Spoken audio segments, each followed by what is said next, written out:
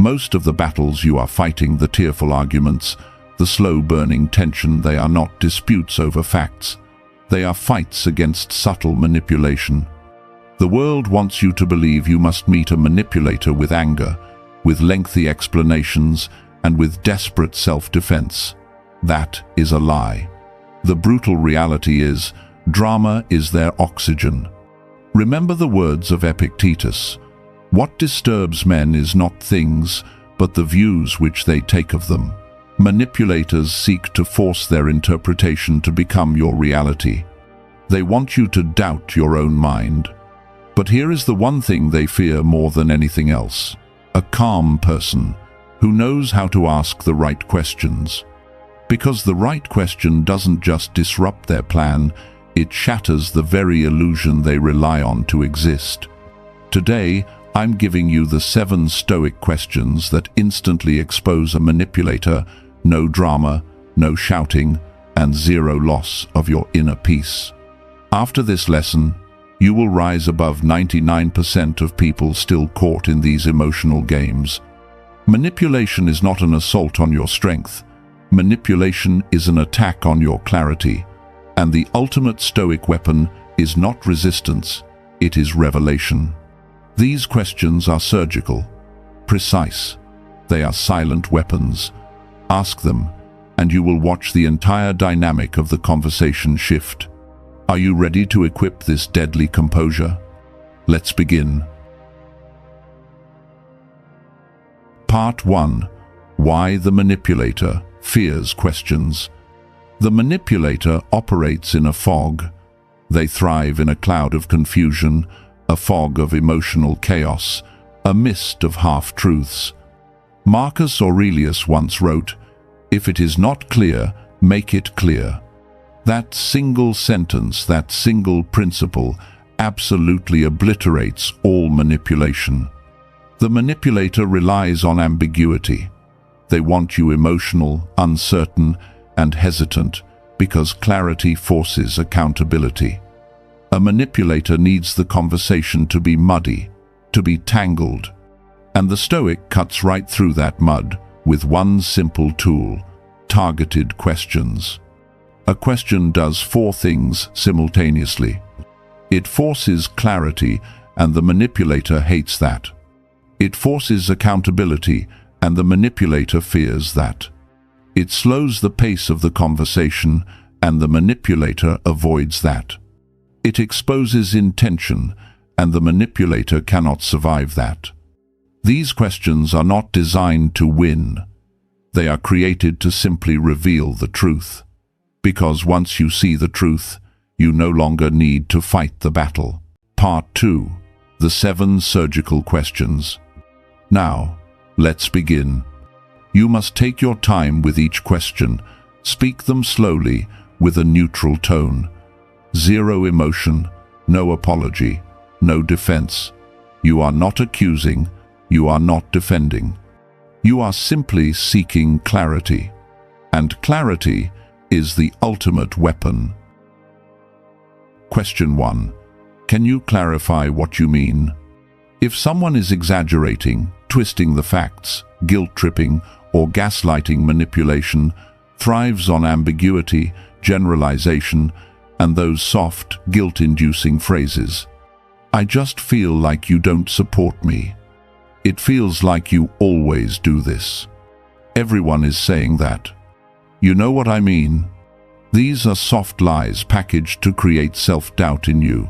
Never accept ambiguous language. Your job is to illuminate, not to accept someone else's confusion as fact. So you simply say, "Can you clarify what exactly you mean here?" When you demand clarification, you force them out of the emotional fog. A manipulator will stammer. They will get irritated, or they will attempt to shift the blame, because precisely defining their behavior means they must own it. A Stoic knows this. You cannot act rightly when you are reacting to a false definition. Ask this question with absolutely no emotion, like a judge seeking pure specifics. Watch your power return the moment they try to reshape the definition. The Stoic principle behind this question is, clarity is control. Question 2. What evidence are you basing that claim on? This is where you turn the conversation into a Stoic court of law. This is where things get difficult for them. The manipulator doesn't expect facts. They expect emotional flooding. They don't want data. They want compliance. Every manipulative statement, especially those designed to shame or guilt, you must be placed under the cold, harsh light of reason. When you demand evidence, you force them to move from feeling to fact. Suddenly, the narrative based on "I think that" collapses, because they have nothing but assumptions and sentiment. If they pivot by attacking you, you should just know this. That is a direct confirmation they have no proof. Their common reactions: they shift the topic, they attack your character, they feign offense. All of these are classic signs of manipulation. Your self-development duty is to never accept something as truth simply because it is delivered with fury. Always demand specificity, factuality, verifiable information. Their fear of the facts is the evidence of your victory. The Stoic principle behind this question: test every impression. Question 3. Is that your feeling, or is that a fact? The manipulator is a master at weaponizing emotion, turning their subjective feelings into your objective truth. They say, "You deliberately embarrassed me," or "You just don't care." Those are emotional accusations, not facts. As a Stoic, you know that your distress comes from your interpretation, not from the event itself. This question draws a definitive line in the sand.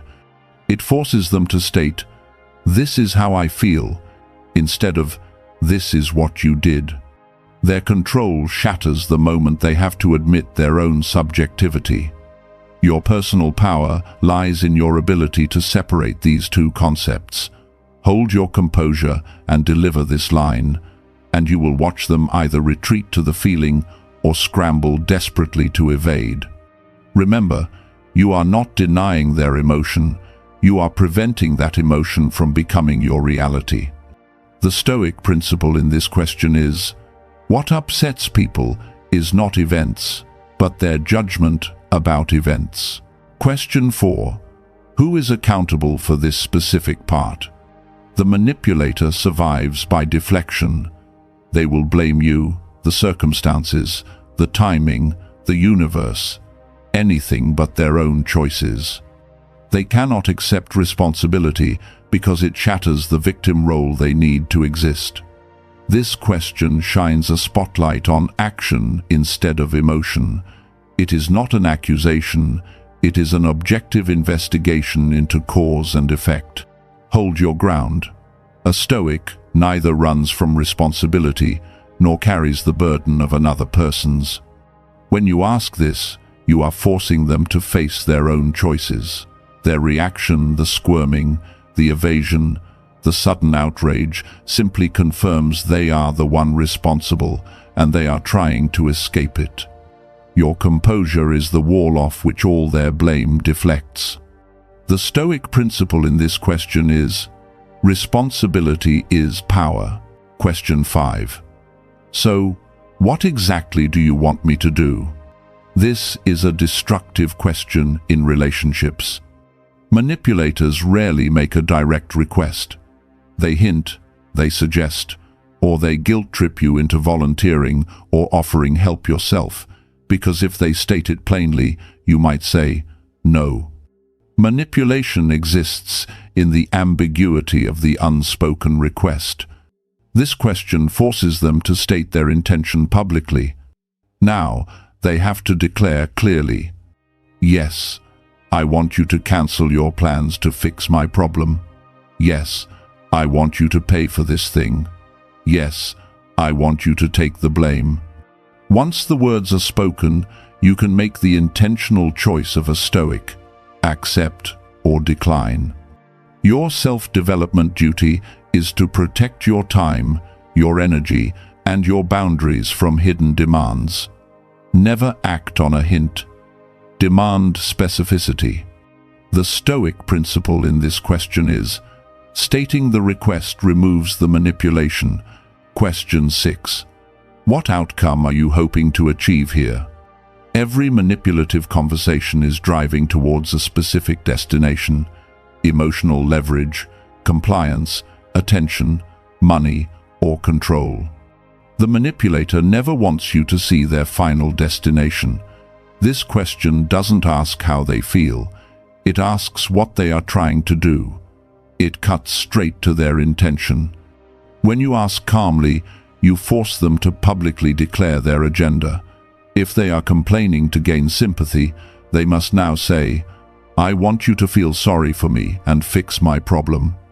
When they become defensive or accuse you of overthinking it, it is because you have exposed their mechanism. Personal power is the ability to judge a situation based on the desired final outcome, not based on the current drama. The Stoic principle in this question is, look beneath the surface. This question forces the truth to the light. Question 7. Why is this so important to you? This is the final blow. The first 6 questions address the what and the how. This question goes straight to the why, the deepest motive. The manipulator never wants to reveal the true reason they are pushing a narrative. Their intention is the very core of the manipulation. When you ask this, you are piercing through their deepest fear, their insecurity, or their hidden desire for control. Deliver this with neutral curiosity, like a surgeon examining a wound. Their reaction will be panic, deflection, feigned outrage, or a sudden resort to ambiguity. They may even end the conversation entirely. Why? Because manipulation cannot survive when the motive is exposed. By asking this question, you achieve the Stoic goal. You don't win an argument, you render the argument unnecessary. Part 3. The collapse of the illusion. You have asked the questions. You have delivered the sharp blades of logic. Now, you no longer need to fight. The only thing required is to observe. You will know exactly that you are winning, not by seeing them surrender, but by seeing them shatter. This is when they lose their composure and the mask begins to crack. Watch for the physical signs. Suddenly their voice breaks.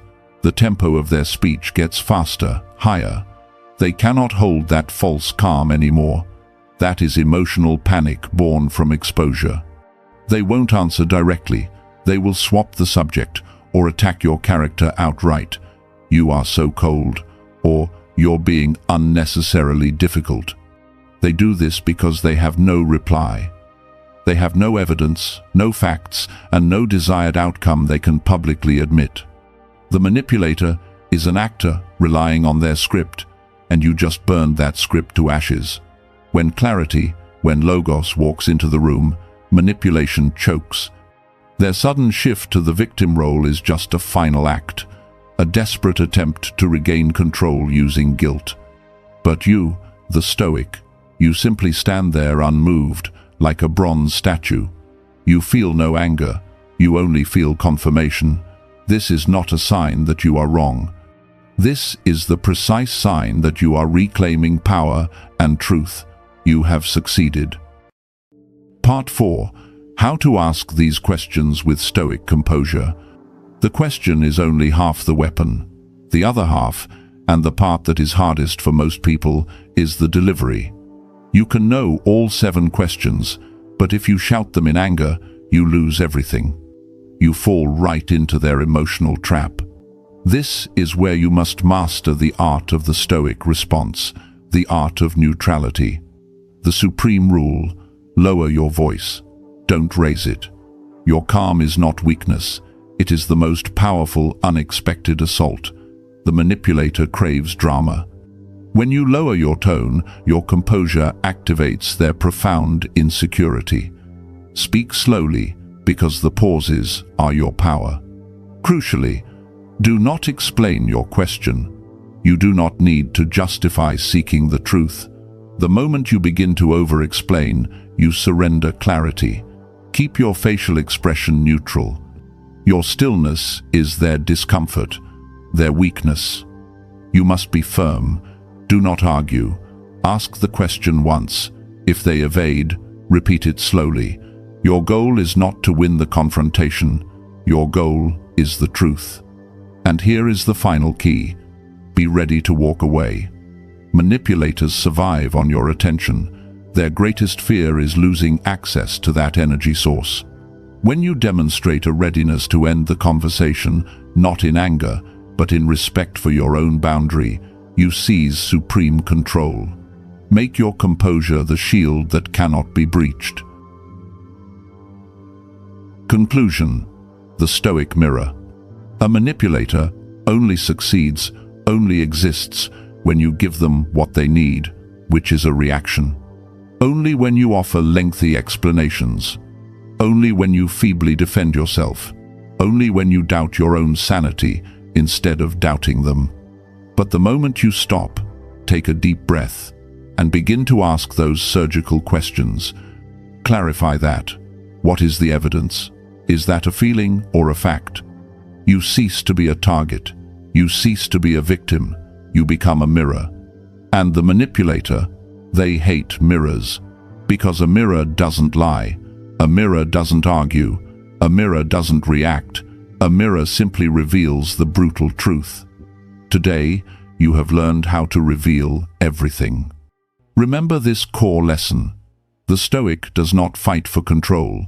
They eliminate the illusion, and control naturally reverts back to them. If this lesson has fundamentally changed how you view confrontation in your life, take 1 second to show your support by liking this video and subscribing to join us on this journey of Stoic mastery. To commit to this process, comment the phrase, "I am the mirror," down below.